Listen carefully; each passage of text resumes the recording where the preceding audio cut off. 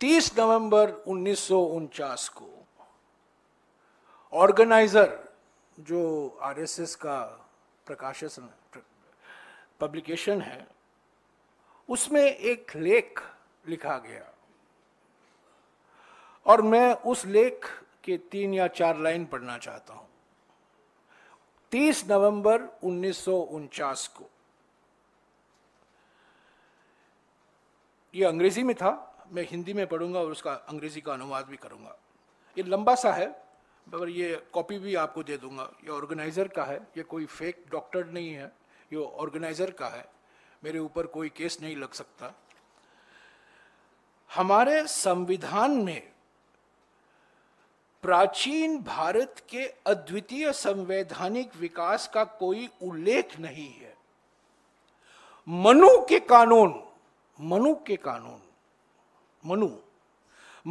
कानून बहुत पहले लिखे गए थे।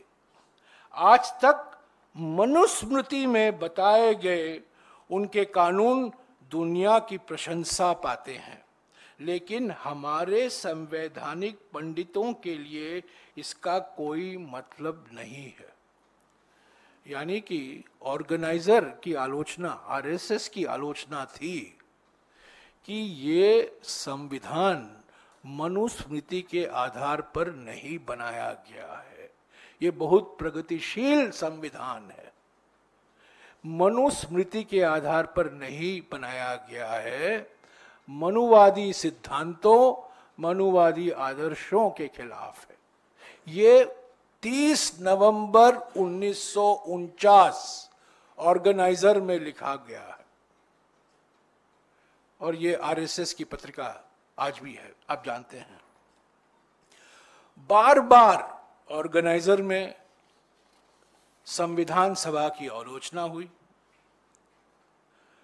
तब के आरएसएस के अध्यक्ष गुरु गोलवालकर, जो कहते हैं आरएसएस के लोग एमएस गोलवालकर, उनका लेख हुआ और सब इन लेखों का मतलब एक ही था कि इस संविधान में मनुस्मृति का कोई जिक्र नहीं है, प्रेरणा मनुस्मृति से नहीं लिया गया है, इसीलिए इस संविधान को भारतीय संविधान कहना गलत होगा।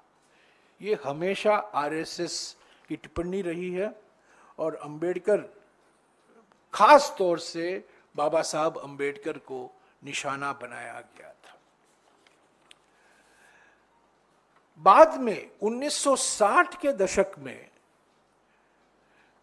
दीनदयाल उपाध्याय, जो एक बड़े व्यक्ति हैं आरएसएस के लिए, बीजेपी के लिए, उनसे आज भी लोग प्रेरणा लेते हैं। दीनदयाल उपाध्याय जी ने इस संविधान की कड़ी आलोचना की।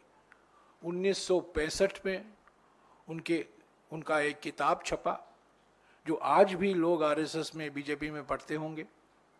और इस किताब की शुरुआत होती है कि संविधान का पहला अनुच्छेद, आपको याद होगा, संविधान का पहला अनुच्छेद जो कहता है भारत अर्थात इंडिया राज्यों का संघ होगा, हम इसके खिलाफ हैं।